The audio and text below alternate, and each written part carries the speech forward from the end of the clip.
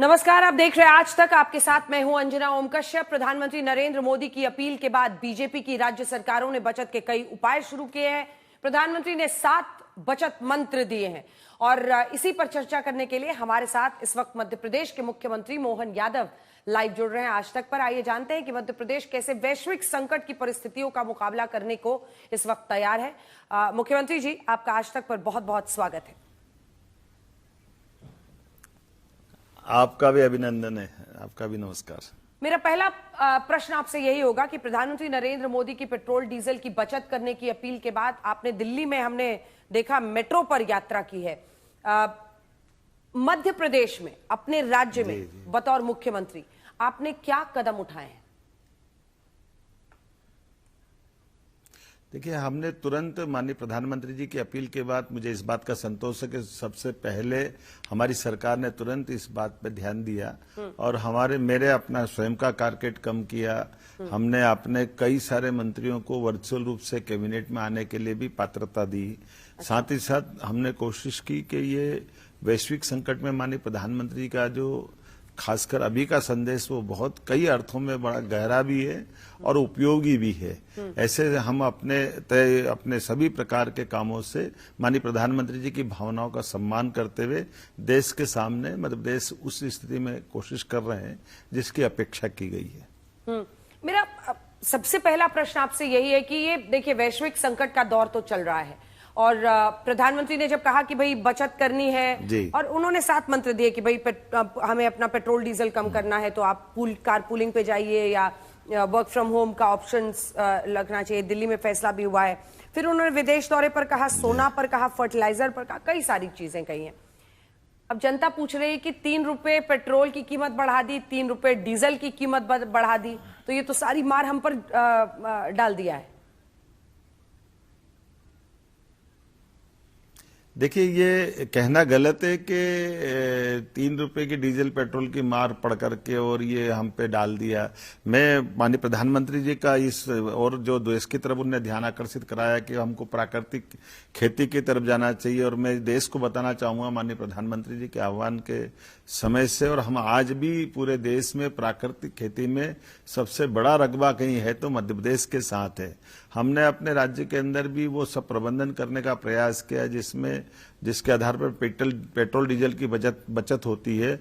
हमने electric vehicle को भी, ईवी व्हीकल को बढ़ाने के लिए भी पिछले समय भी मध्य प्रदेश के विधानसभा के समय से भी प्रयास किया और हम कुल मिलाकर के जो वास्तव में हमारी वैश्विक स्तर पर आत्मनिर्भरता बढ़े, हम अपने देश के संसाधनों के भरोसे चले, हम इस पर ठोस भी काम कर रहे हैं और अनावश्यक वाहनों की लंबी कतारें या हमारे काफिले को बड़ा करना या ये जो लोक दिखावा, इसको कम करने के लिए माननीय प्रधानमंत्री जी के आश्वासन के आह्वान के साथ ही साथ जो दूसरी उन्होंने बात कही है, जैसे सोने की खरीद का और यूरिया और अन्य प्रकार के रासायनिक केमिकल खाद का, जिसपे हमको अपनी जो मुद्रा को विदेश में निर्भर रहना पड़ता है, वो सारे हम प्रबंधन कर रहे हैं, जिसके कारण से हमारे अपने देश की मूल आर्थिक ताकत मजबूत हो और हमारी वैश्विक निर्भरता आत्मनिर्भरता के बजाय अपनी तरफ से ताकत बढ़ाए।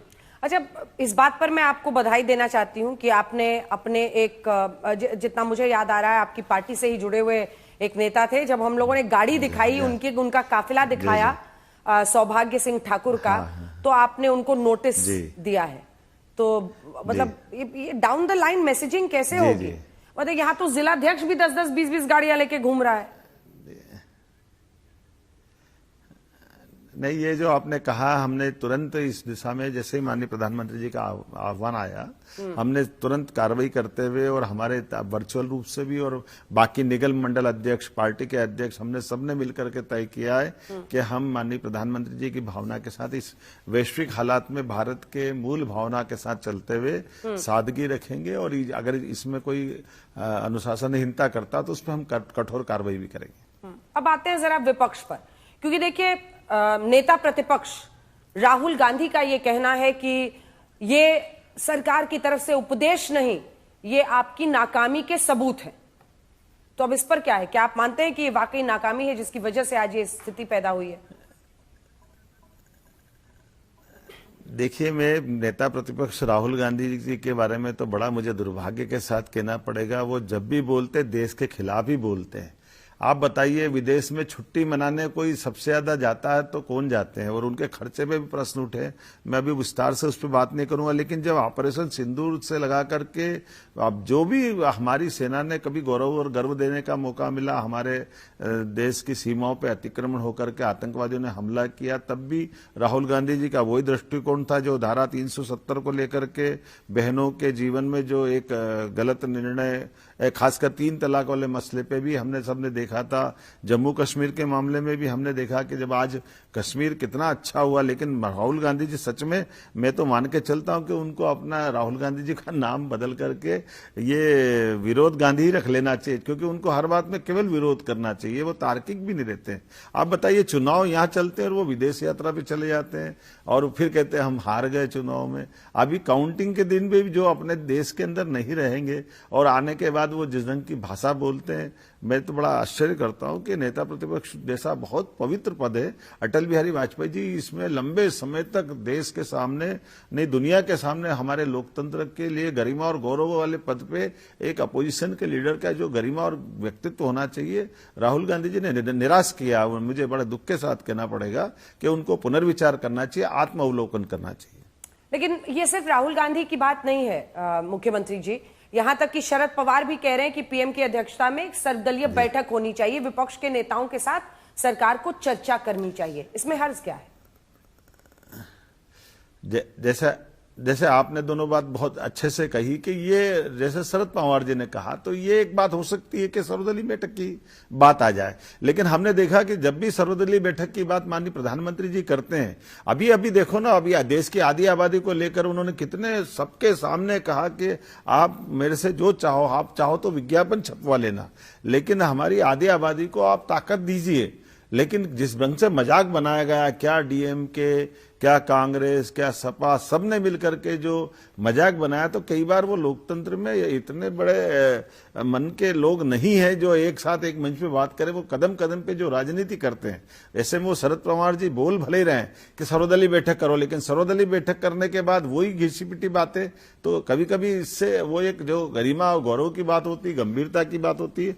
मुझे लगता है कि अगर गंभीरता से बात करें तो हमारी प्रधानमंत्री और शरद पवार जी की मित्रता भी अच्छी है और लोकतंत्र में इस विचारों के बलबूते पर कई बातें बन सकती है, लेकिन ये खुले मन से होना चाहिए, साफ दिल से होना चाहिए।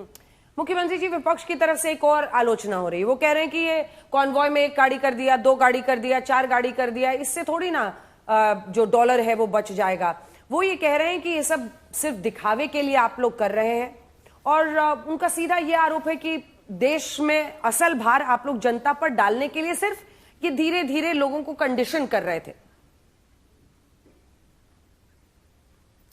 देखिए, कितने दुर्भाग्य के साथ कहना पड़ेगा। आजकल तो मैं आज तक का धन्यवाद देता हूं, आप डेली ईरान युद्ध के से जुड़े हुए घटनाक्रम को दिखाते हैं। आज वैश्विक हालात पे जितनी अच्छी डिबेट आपके यहाँ होती है, मैं आज शाम को भी देख रहा था, आप स्वयं उसमें भाग ले रही थी। जब ये दुनिया के सामने वैश्विक चुनौती है, जब अमेरिका से लेकर सारे देश जो अपने आप को बहुत सक्षम देश मानते हैं, वहां पे पेट्रोल और तमाम प्रकार की चीजें कीमत बढ़ाना पड़ रही है। ऐसे में अगर हमारी सरकार ने अभी भी न्यूनतम रूप से, मैं मान के चलता हूं, प्रधानमंत्री जी ने पहले अपने आत्मविश्वासन की दृष्टि से सरकार की साइड से उन्हें सकारात्मक संदेश देने का प्रयास किया, लेकिन ये लोग वो हैं जिन्होंने कोविड के टाइम पे भी माननीय प्रधानमंत्री की भावना का मजाक बनाया। ये बोले ताली बजाने से, थाली बजाने से कोविड दूर हो जाएगा। आप बताइए, हमारे देश को अनुशासन के साथ खड़ा करने में, और हमारी आजादी के पहले भी सत्याग्रह के माध्यम से महात्मा गांधी जी ने देश को एकजुटता करते हुए साथ में लेने का प्रयास किया था। ऐसे प्रयासों से ही देश में एकजुटता आती कि जो जहां है, जैसा है, अपने तरफ से वो भी इस वैश्विक संकट में भारत के लिए अपना योगदान दे। इसलिए काफिले कम करना, सोना खरीदने से बचना, ऐसे कई सकारात्मक जो संदेश माननीय प्रधानमंत्री जी ने दिए, ये देश की एकजुटता के लिए है और हम सबको संकल्प की तरफ मजबूती के साथ खड़ा करने के भाव है। अच्छा मुख्यमंत्री जी, अब आते हैं असल मुद्दे पर। चलिए, वर्क फ्रॉम होम, और कई बार लोग कहते हैं कि अच्छा ही है वर्क फ्रॉम होम, घर से ही हम अपना वर्चुअल मीटिंग्स कर लें, काम कर लें तो अच्छा है, लेकिन विदेश नहीं जाना है, सोना नहीं खरीदना है, मतलब कम खरीदना है। ये अपील कैसे? क्योंकि एक जन अभियान में आपको इसको बदलना होगा। ये कैसे आप देश के लोगों को, आपको क्या लगता है, क्या वो वाकई इस अपील को मानेंगे, कितना मानेंगे? देखिए, मैंने तो आज अपनी खुद की मीटिंग में भी ये बात कही कि हम अपने स्तर पे भी, हम सब लोग अधिकारी स्तर पे भी तय करें, सरकार के स्तर पे भी तय करें, जब तक कि बहुत आवश्यक किसी को विदेश जाना नहीं हो, किसी के कोई मेडिकल से जुड़ा हुआ कोई विषय हो, किसी के बच्चे का एजुकेशन का कोई विषय हो, हमको हमारे स्वदेशी भाव के बलबूते पर हमारे देश के अंदर भी अपना समय आनंद के साथ अच्छे से, आपको विदेश के अंदर के बजाय अपने स्वदेशी पर्यटन को भी बढ़ावा देने की आवश्यकता है। मैं इसको एक तरह से इस स्वर्णिम अवसर के नाते मानता हूं कि आप केवल विदेश के, ये बात सही है कि जब हम विदेश जाते हैं तो हमारे अपने लिए कई प्रकार के इन सारी चीजों के खर्चे भी जुड़ते हैं और दूसरे तरह की बातें भी आती है।